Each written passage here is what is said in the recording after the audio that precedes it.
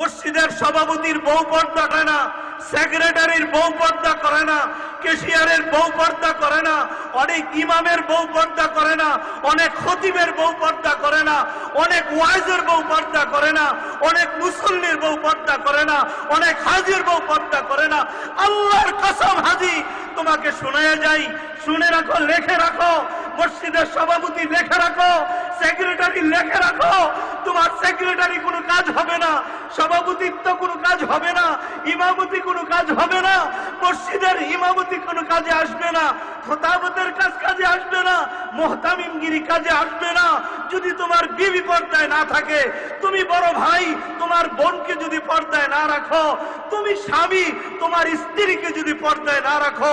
মদিনার নবীর ঘোষণা শুনে নাও। আল্লাহর নবী বলেছেন, এই সমস্ত নামাজি, এই সমস্ত হাজি, এই সমস্ত আলেম যারা নিজের বউকে